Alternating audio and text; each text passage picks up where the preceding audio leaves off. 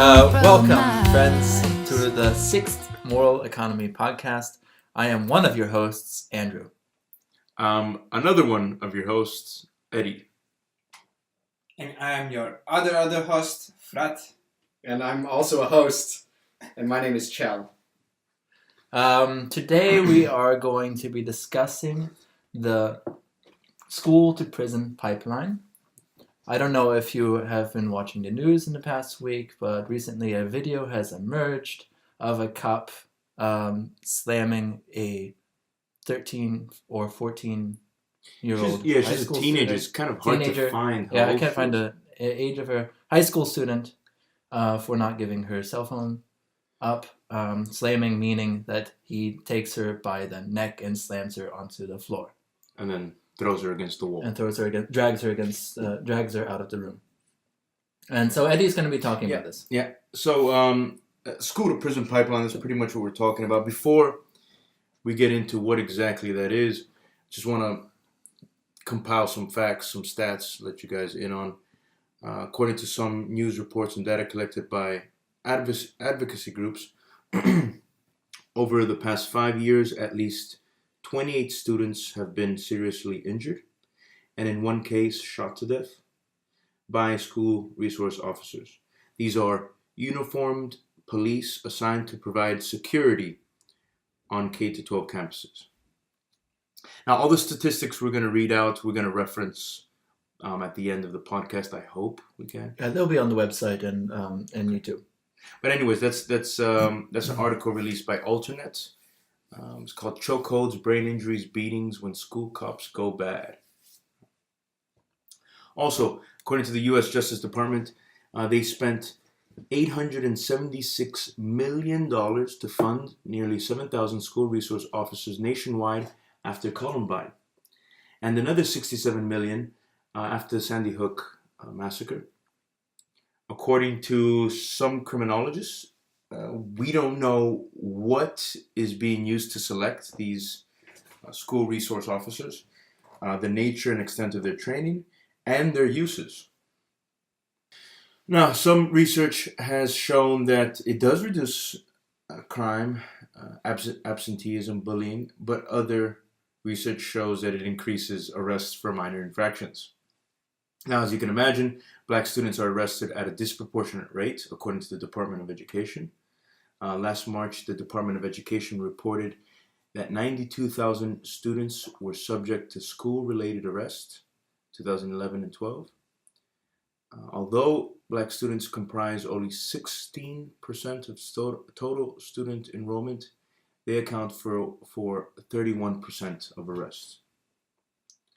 Surprisingly, a quarter of total arrests were for students with disabilities, although they only make up 12% of the student population. Yeah. Unbelievable. Now, the White House had a task force last May. It's called the President's Task Force on 21st Century Policing. And they found that non-criminal offenses, this is a quote, non-criminal offenses can escalate to criminal charges when officers are not trained in child and adolescent development. Now, the term school-to-prison pipeline is used by scholars to describe schools' tendency to nudge. I use the verb nudge students from schools to prison. This nudging happens through schools' disciplinary tactics, policies, policing, and testing. And the most obvious form of this comes in with schools' zero tolerance policies. Zero tolerance policy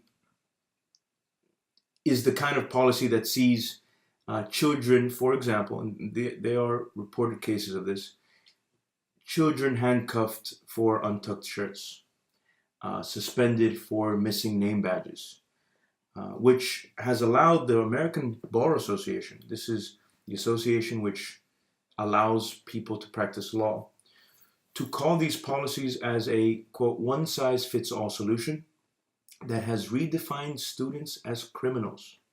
Yeah, this is the American Bar Association. Of course, again, Black students are 3.5 times more likely to be suspended than white students and are held responsible for 70% of arrests while attending school. Simultaneously, Latino students are 1.5 times more likely to be suspended than white classmates. Now, all this policing in the school started after Columbine. Yeah, I mentioned the last quote, I think it was 876 million. As you might remember, Columbine was a horrible massacre. The odd thing was that there were police present at Columbine. And although this is the case, it didn't prevent another strategy of addressing violence, right? So because of this, there's been an increase in all kind of policing and prison kind of tactics. Search dogs, cameras, metal detectors, school lockdowns, searches. And although I'm not, a high school kid, I was in high school many years ago, like many of you.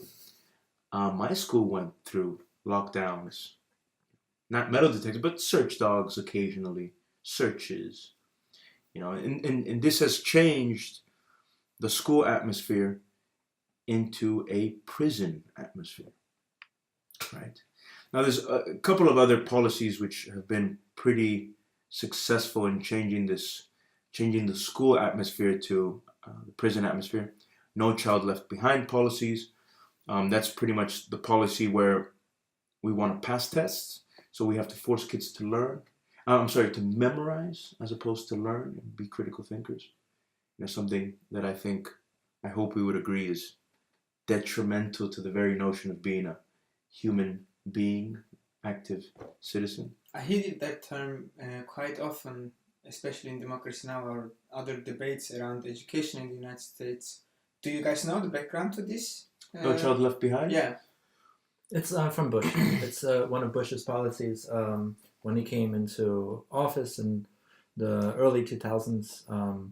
He started this program in order to help school children. I'm not sure, but wasn't it his younger brother, Jeb Bush, who did that in Florida? It could be. It could have been like a model of Jeb Bush. It's a standardization thing, though, right? Where, like you said, sort of national standards, and everybody's got it. At least that's what I haven't actually looked into it. It basically started the national standardization, so that teachers and students started having to focus more on taking standardized tests than actually learning material and doing the whole school thing. And what I forgot what it was like. Isn't it also like if you perform better, if your school performs better, you get more funding? Right, exactly. You get penalties if your school performs. Yeah, you get penalties if your school performs badly, which means that actually some schools have been, for instance, caught cheating by giving the answers out or something like that. Because if they don't pass, teachers get cut, funds get cut. That kind of thing. And these are schools that might be in poorer neighborhoods that have more difficulty and maybe actually just need more resources. Maybe not just throw money at the problem, but actually more attention. And the name is just straight Orwellian, right? Yeah. No Child Left Behind. We're gonna punish schools that underperform by making it more difficult for children to get good it's very Orwellian. and thereby leave all the children behind. That's a good point. That's a really good point. That is. We learned a lot from Orwell. Okay. Quickly, because I have a question for you guys.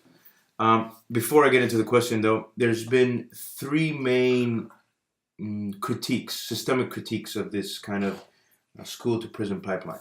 One has to do with racism, so systemic racism, overwhelming number of blacks and Latinos in prison. Many kids are raised in disadvantaged environments. Secondly, there's a capitalism as a systemic critique. Poor communities have worse schools, less resources, what we're just talking about, and hence lower qualified teachers, preventing good employment and increasing the chances to get into prison. And lastly, which is I think a form of capitalism, neoliberalism. Prisons are private, they produce profit. Schools are public, and hence they don't. Well, we're tending towards private schools. Right, with charter schools, yeah. The market favors sending low-skilled workers to prison since it is more profitable. In prison, they still provide low-skilled labor, but for a lower cost. Right? And so that's pretty much, I guess, a very brief summary of prison to pipeline. Give everyone listening a sort of a semblance of an understanding. But the main reason that I am motivated in talking about this issue is because I am shocked by the response by some people who see this video and somehow think that it was totally justifiable for this police officer to do this. And so for me, as a philosopher, a person who studies philosophy and still studies philosophy, the question comes up, what kind of value system exists which can blame a child for being attacked and thrown by an enforcement officer? What kind of epistemology do people have to actually see this and say, oh no, somehow it's the girl's fault? And so that really intrigues me. And I've done some reading to kind of get a better understanding about the subject, but I'd like to first hear what you guys think about it. I think in general, I mean, in the United States, we have a lot of victim blaming. Not just children, right? Look at the Black Lives Matter movement. It rose in order to counteract the sort of victim blaming when these black people were being killed, and then white people were saying, well, it's their fault, even though demonstrably it wasn't their fault. And also looking at rape that happens in the United States, it tends to be the woman's fault. Whatever, you went to that party, you were wearing that dress, that skirt, you wear that skirt, or you were just sending the mixed signals or something like that. And the United States really does tend to like to blame victims. Why do you think that is? We tend to be a very violent culture with a lot of victims, and so if we have a lot of victims, we have to be able to explain it, I guess. Psychologically, that means that you have a cognitive dissonance and blame the victims instead of maybe criticizing your own way of life or the people you look up to and stuff like that. I mean, that's speculation. Yes. Yeah, I think you can compare this also the police violence that's going on in the United States right now. These things go hand in hand together. They're part of the same process, maybe. I mean, there's got to also be something about like mainstream rhetoric. The idea that the police are right in general. I'm like most people, therefore I went through school without misbehaving, therefore other people shouldn't misbehave. I'm a girl who dresses sensibly and I was never raped, therefore rape must not be, it must belong to the victim and not to the person, the perpetrator of the crime. Which is very untrue. I'm walking absolutely. I'm walking on the street all the time and I'm not getting shot, so I must not be doing. And it's very related to this bartender guy. We saw this podcast, I guess, of some bartender guy who used to do bartending, and he said many times a cop went into his bar and he said he was glad for it, but this time he was still he wanted to question the cops. And I'm just we do seem to, like, as a culture still, or in the United States, hold cops up still to this high standard, despite all of this gigantic history of cop violence. I mean, stop and frisk only ended, a year and a half ago in New York. Really terrible, where 80% of stop and frisk happened to repeat people. So for one, it was mostly happening to blacks and Latin Americans community in New York, and then it was happening repeatedly to them too. So and then they get blamed for it. They might find something on the person. If you do actually just systematically stop everyone of a race, you're going to find some people with drugs on them. If we did it to white people, we would find that they also have drugs on them. And then they use that, statistic in order to say, well, they have drugs, so we need to stop them and justify. So it's, again, victim blaming. Yeah. So we'll take it into our own hands. Educate ourselves and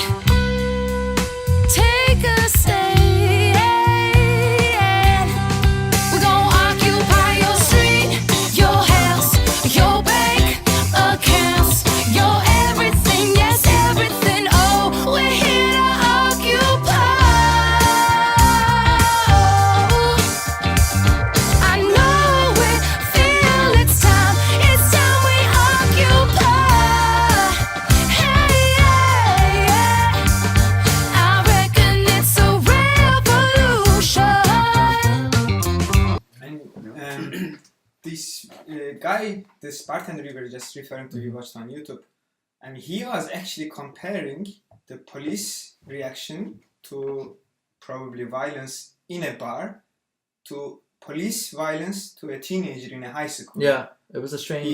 He was comparing the two as if they were comparable at all. Yeah. As if these two different classes of violence committed by the police against the teenager and violence committed, or not even violence, police actually doing its job in a bar where violence occurs. Yeah. This also goes to show that people tend to think that cops are always right. Yeah. I'm going to say, the kind of value system that you have that says, that blames the child in this case is the value system that puts cops in schools, human resource officers. They're cops. Right. Yeah, I mean, it's the same value system that It's the names same them human resource officers. Yeah, puts them in schools and then names them human resource. That's another Orwellian term, Yeah, like, right? what does that even mean? Human resources happen in companies, Right. And When an you officer, have to complain. totally. And I don't even think in companies, I don't think human resource officer is a title. I mean, maybe in some companies love to have different titles for different positions, but usually HR. HR. Well, officers usually happen within, I think, government agencies, and so you can Officer has a thing with enforcement, though. an officer, that means you are able to enforce some sort of things within your government agency. Okay, well, I mean, they are officers, they are cops, but we're calling them human resources. Yeah, and it's creepy too. It calls them human resources because we think of as our children as resources for the future. Yeah. So when you have a human resource officer in a school, then it's like controlling the future resource. Like in the same way that you would mine oil or something.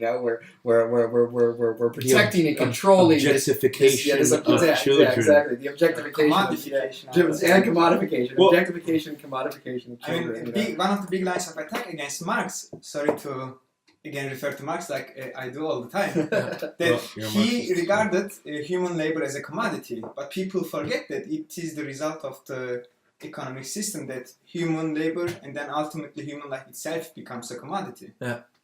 Well, that's the concerning thing I think about kids. I mean, which Cho astutely pointed out is that they are commodified. I mean, you go into schools. I mean, how they're being sold. You have soda. You have. I mean, it's all about the kid and the future consumer. The thing that I think interests me is that if these kids don't fit into this commodified system, they are then disposable.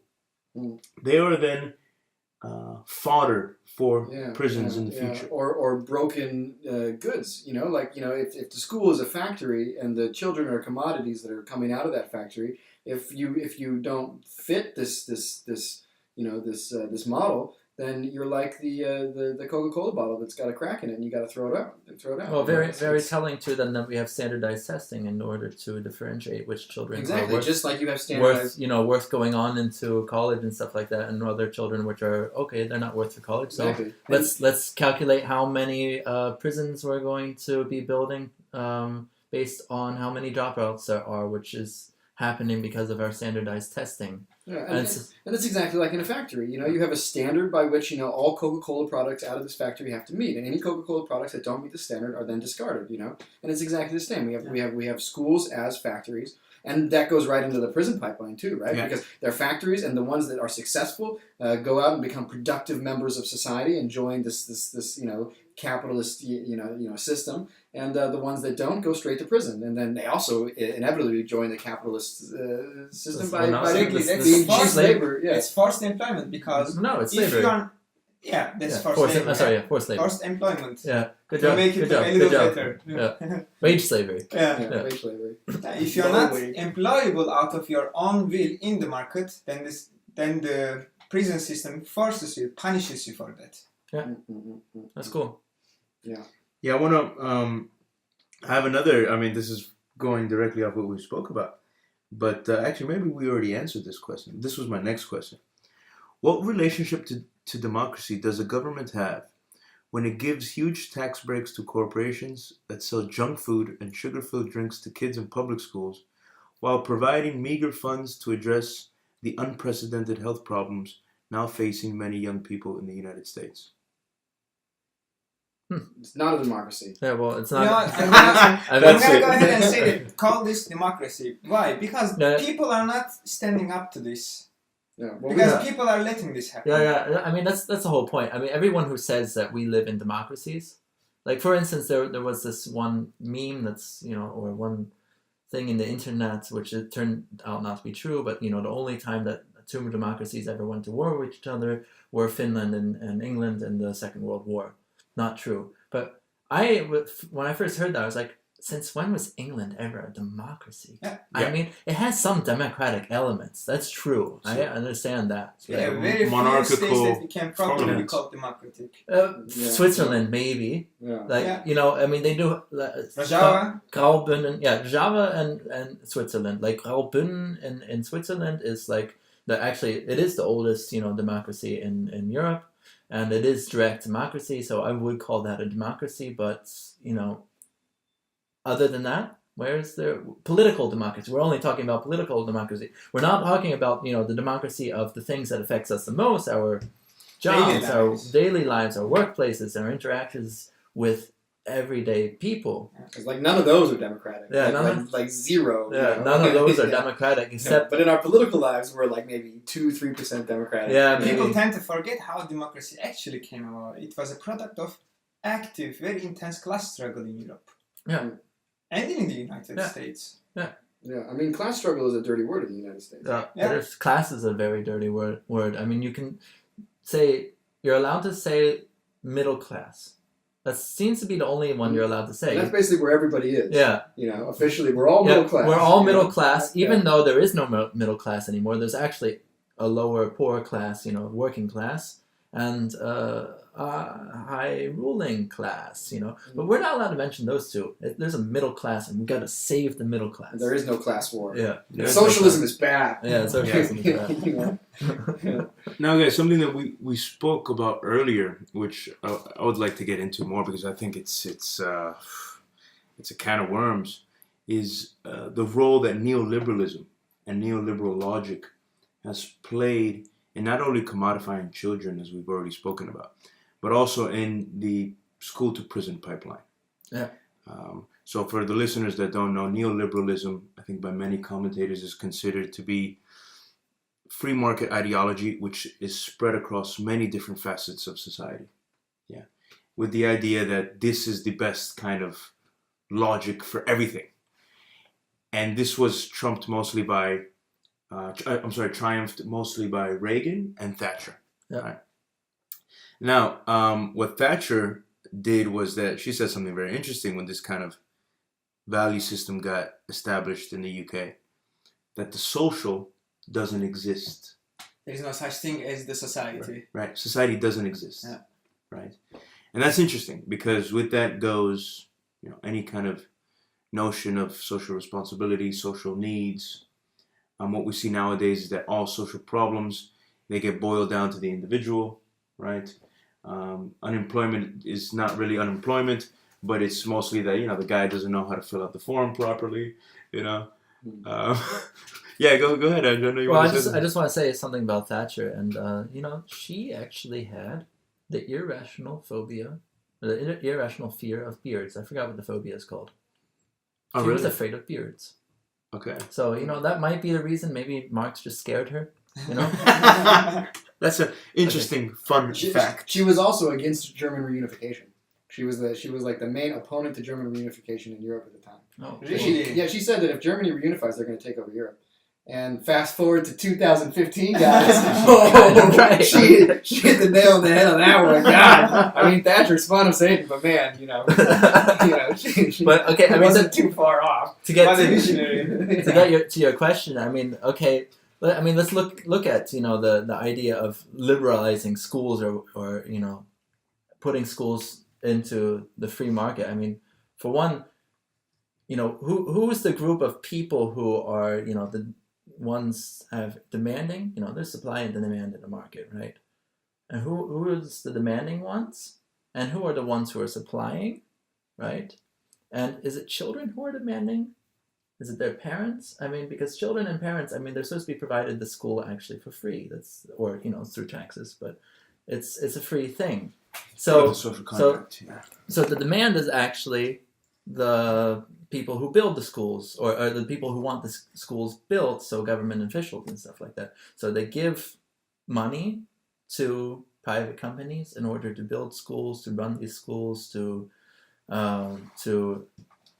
essentially create our school system that is not really for children and it's for profit. It's for profit.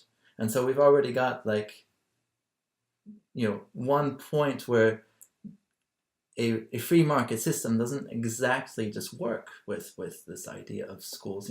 What are we going to actually start saying to parents? Okay, now you're going to have to just start paying directly for your child's education, which is what we're kind of doing. I mean, we're trying to promote privatization and private schools and stuff like that. Well, if your parents have money, in some places you go to a private school. Yeah, you do. You go to. But you see, I find it interesting because it seems to me that nowadays, fast forward 30, 35, 25 years later, since neoliberalism with Thatcher and Reagan got introduced, that it is common sense that economic interests are above social needs, social interests. Mm-hmm.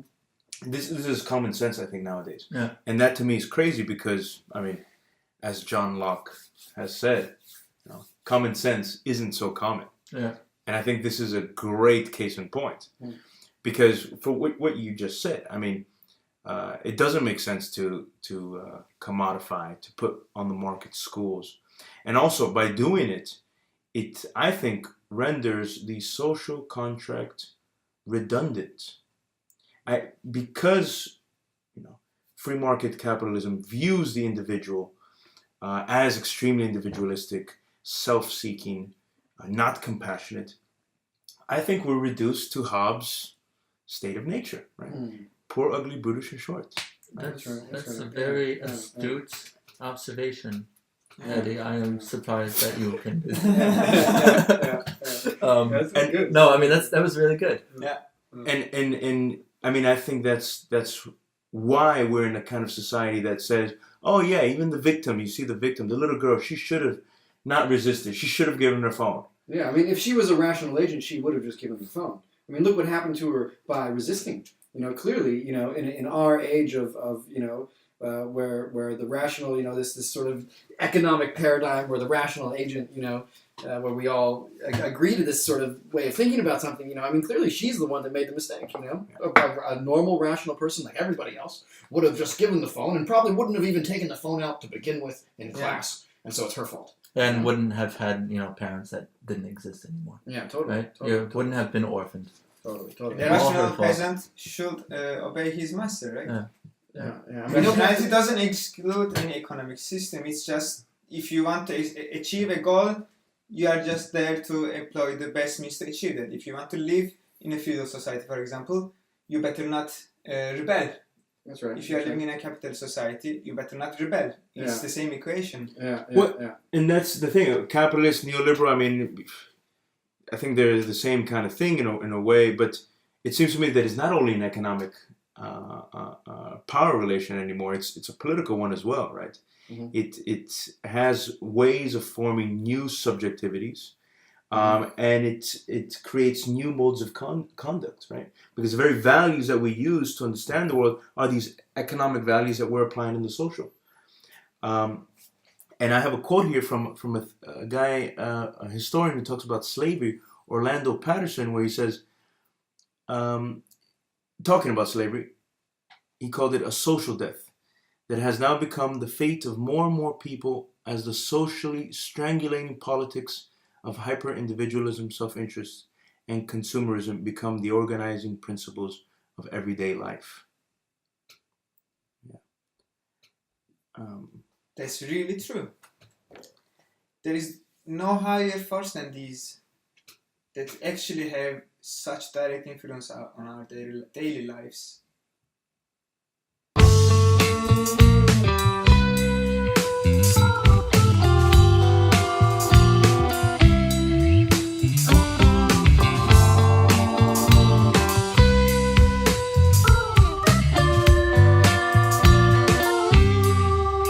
When it's all said and done.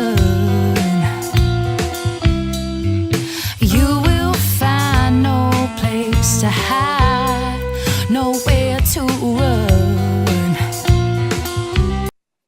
Yeah, I mean, they define social expectations. You know, they define the expectations of the people living in our societies, you know. We are expected to behave in a certain way, and we're also expected to have similar expectations about other people, you know. Yeah. To me, it just it breaks my heart that, you know, kids are being thrown in jail, are given life sentences, are being even executed. I mean, I have to get the stat. I don't remember exactly if we're the only country or one of the 3-4 countries in the world, but we execute children. You know, kids who've committed murders, maybe at 14, 15 years old, they're, you know, left in death row for 5, 6 years, and then we execute them. Yeah, that's true. They're sentenced as kids, and then you know, they might be as adults, but yeah. To me, that's mind-boggling. So how does it actually work? Do they initiate a new trial once they turn 18 or 21? I don't know. No. They're tried as adults, as kids. 14, yeah. When they are teenagers, they are tried as if they are adults. Yeah, they can't be killed as teenagers, but we can try them as adults, and then sentence them as adults, and then when they become adults, just carry out the sentence. To give you a clue about what went on in Turkey in the 80s after the coup d'etat, there was a famous case of an underage person whose age was, in legal terms, raised to the legal age to be eligible for execution, and then he was executed. So you guys are actually having just another version of the same thing. It's like keeping them out of society so that they, you know, have the time machine. Actually, this is something. But you are maybe a little more civilized because you actually wait until the guy turns the legal age rather than raising the legal age. Well, I think you're more civilized because you have the power legally to change somebody's age.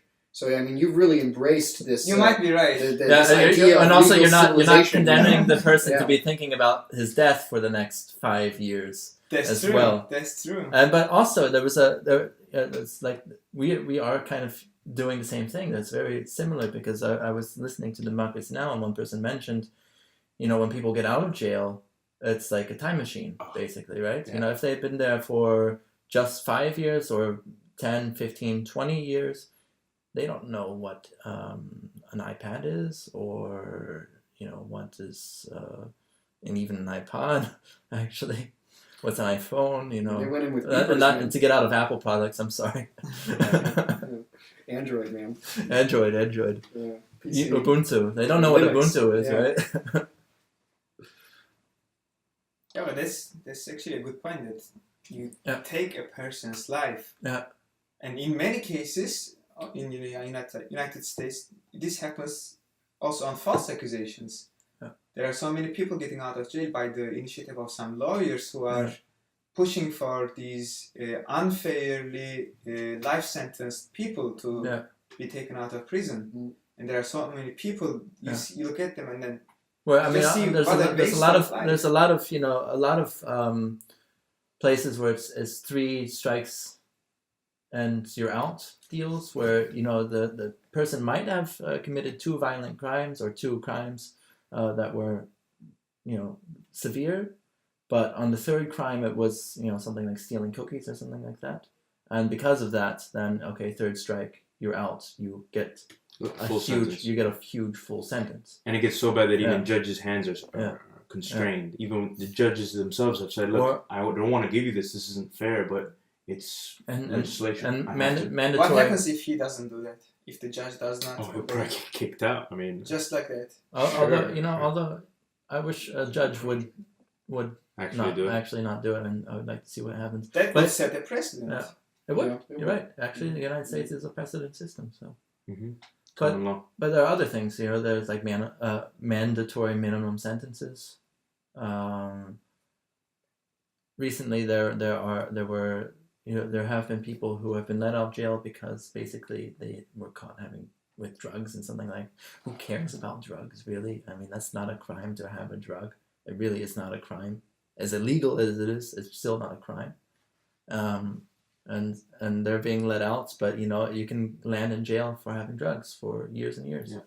And then you end up being part of this forced employment, wage slavery system. Yeah. Well, I mean that's the interesting thing, how the prison has become the model that has replaced the welfare state. I mean, after FDR's New Deal, this advent of neoliberalism, it seems like prison is replacing everything else. Instead of becoming the welfare state, now we're the prison punishing state, right? And I have an interesting quote here by Angela Davis. Some of you might know Professor Angela Davis. She teaches at Berkeley. So let's just go. The prison in U.S. society has evolved into that of a default solution to the major social problems of our times. Imprisonment is a punitive solution to a whole range of social problems that are not being addressed by those social institutions that might help people lead better, more satisfying lives. This is the logic of what has been called the imprisonment binge. Instead of building housing, throw the homeless in prison. Instead of developing the educational system, throw the illiterate in prison. Throw people in prison who lose jobs as the result of deindustrialization, globalization of capital, and the dismantling of the welfare state. Get rid of all of them. Remove these dispensable populations from society. According to this logic, the prison becomes a way of disappearing people in the false hope of disappearing the underlying social problem they represent. So what do you guys think of that? Well, it's very telling, isn't it? Yeah, I think it's really good. Yeah. I think it's really good. I mean, it is. I like the part about it being, you mentioned it's replacing the welfare state. We have got prison, sort of a prison state, all paid for by taxpayer money, right? In the pockets of private industries. Yeah, in the pockets of private industry. So private industry is seeing every single prisoner as, oh, that's more money, that's more cash. And so what you do, as industry tends to do, as capitalist industry tends to do, is you try to squeeze out the profits by making the conditions in the prisons very, very bad, also by making them work and sell and create things, and pocket the rest. And so you see every single person as a way to make money, and also you try to squeeze every single drop out of it. And keep in mind that in order to end up in prison, you have to go through a legal process. And so that's what makes these human resource officers in schools so creepy. And also goes back to when you were introducing the topic, you talked about how there's this no tolerance and this sort of escalation of minor infractions and stuff like that. Yeah. Right. Because as soon as you introduce an official police body, into these schools, anytime a student breaks a rule, it's not just breaking a school rule; it's breaking a law, a state rule. And then they become eligible, or they're at least one step closer to ending up in prison. And I don't know. I think that's it more. No, I mean just sort of streamlining the process of getting people in there. It's throwing a wide net. That's what stop and frisk does. Yeah, throwing a wide net, seeing if you can get as many people you can get. And some of them will actually end up going into prison for a long-term time and creating stuff, and Yeah, but it also plays into what she's talking about ignoring these problems or using this it's like putting this sort of veil, this legal veil between us and the problems, and anything that causes us problems, we just send it off to prison right away. This I'm losing my train of thought, guys. What it made me think is happening not only in the U.S. but even, for example, all over. I mean, I know in the U.K. they put these, for example, these spikes outside of buildings, shops, so the homeless can't sleep. So solving problems by forbidding people, basically. Right. Yeah. I thought I wanted to say so. In a healthy environment. Where you're raising children, like in a school environment where you're educating children, if a 14-year-old flips out and starts yelling at the teacher, and the teacher's having a terrible day, and flips out and starts yelling back at the kid, that's fine. That's totally cool. In fact, that's a big part of being a human being. We lose it sometimes. It's part of growing up. It's part of growing up. It's part of being an adult as well, man. We lose it. We yell at people. We get angry. We can't hold ourselves back. We see red. There's rage, This is totally normal and healthy. And, I'm not saying that we should encourage us to yell at students or have students yell at teachers, but it's still healthy kind of behavior, But as soon as you introduce then a police officer into the situation, and then you arrest either the student or the teacher, because teachers can also get arrested for things, absolutely. Yeah. Then you've turned this healthy situation and you've distorted it, and you've turned it into an extremely unhealthy situation.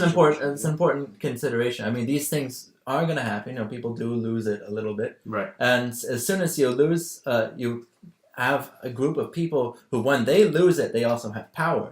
And this isn't only police, but also school shootings or mass shootings. So we've discussed mass shootings already on the podcast, and here's the police side of it as well. As soon as you start generating culture where people think, well, when I lose it, I can actually do something about it. I can actually do a lot about it. I find it really interesting when you said that these kids are not breaking the school law, but the state law itself directly. And this actually makes fun of the law itself, that a 14-year-old, just being a student, can break the who's school having a law, bad day. the state law. It makes it fun, a joke of our it makes it our absurd. legal system, not only in the US, but also elsewhere. But I think there is also some, maybe a little too optimistic, but also some emancipatory potential in this, because power at its strongest gets also naked. It becomes so easy to criticize. It becomes so easy to understand how ridiculous the system actually is. Yeah, but that's exactly the problem, though. I think. I mean, I'm seeing here like a trend in the United States, at least, where it's become sort of the emperor without his clothes. Like the emperor without his clothes.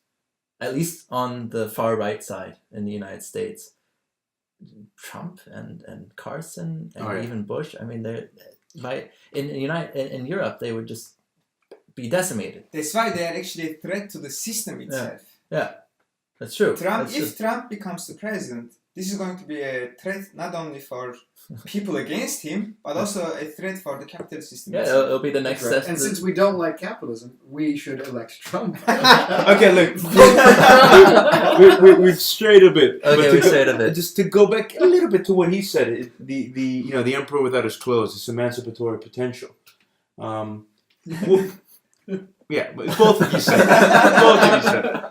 Yeah, earlier I attributed to Sean maybe for him. It was teamwork. Yeah, it's teamwork. Us together. I was looking at him while I said it. Given this overarching, pervasive ideology, prison, violent, militaristic ideology that's all over the U.S., how can we, in the words of Henry Giroux, reclaim the democratic imaginary? What can we do to maybe push back a bit? And I'm concerned because I have a younger stepbrother, 15, 16 years old.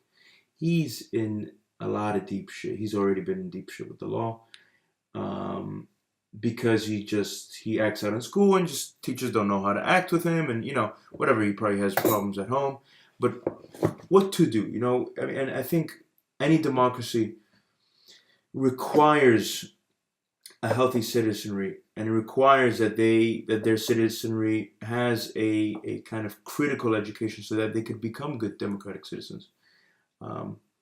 We don't have that. What do we do to get that? I think my answer is that I'm trying to start this podcast, right?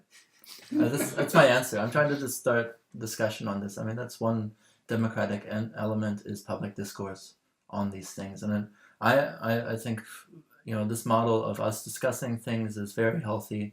We all have different opinions. We don't always agree on this stuff.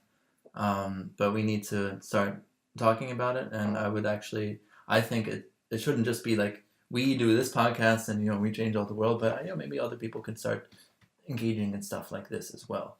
Not that they listen to us, but they do their own things and maybe start talking about their own thing, issues and stuff like that. I think that's good. I think that's one way to push. I mean, to just get a little fantastic with it. I've always been attracted to the idea of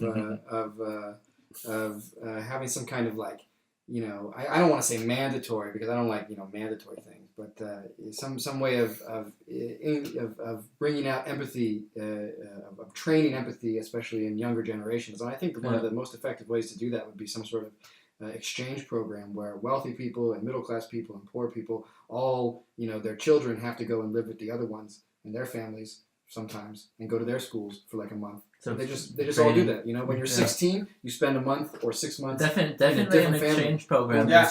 Giant exchange program. Definitely an exchange program. Like there's very good evidence in human behavioral biology that people who are sent off, mostly males, I'm going to say males who are sent off to go join other groups, will become more enlightened and less aggressive and start seeing things differently. But males who are left to sort of fester in their own communities that might not be doing very well, or families that might, be well off, but not very stable psychologically, they start developing hatred and in group sort of ideologies that are oppressive to them, other people.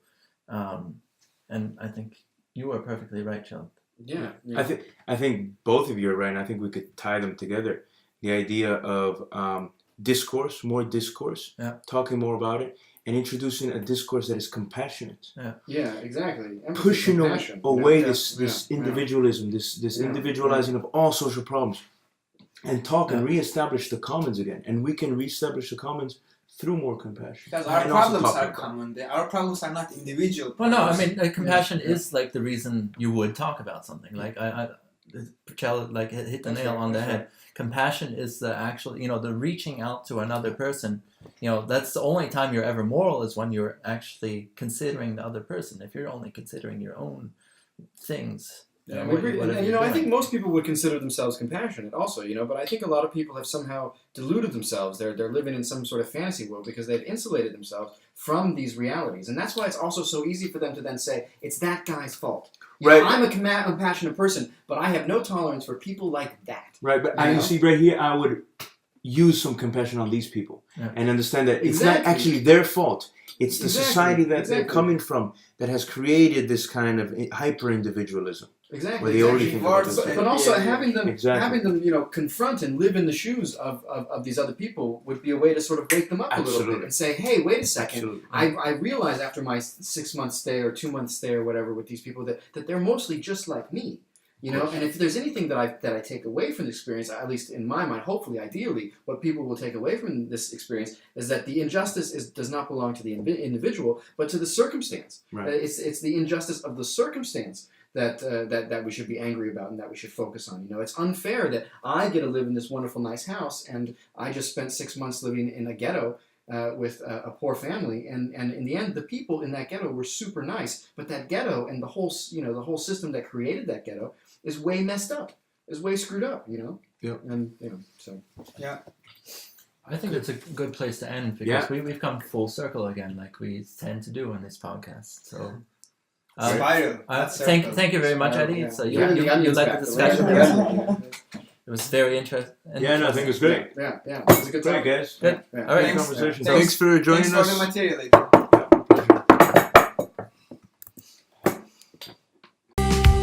Heaven should notice, it's everyone, and we're coming for you. It can't be undone, won't be undone.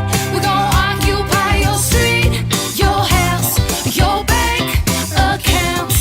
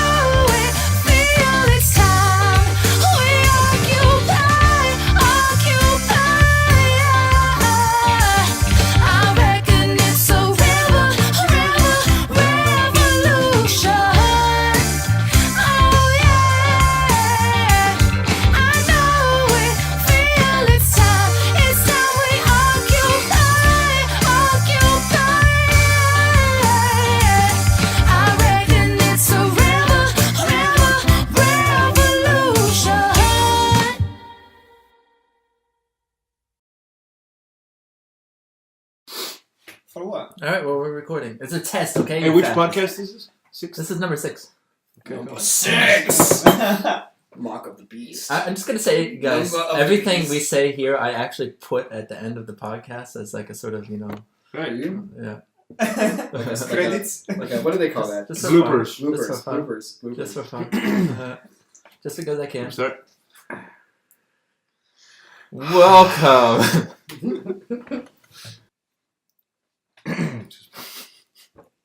I'll cut that out. Don't Yeah. worry. No, that's. Why don't you knock the minutes when we do this? Hmm? It'll be easier for you to cut. Because I'm going to listen to it anyway. I can figure it out.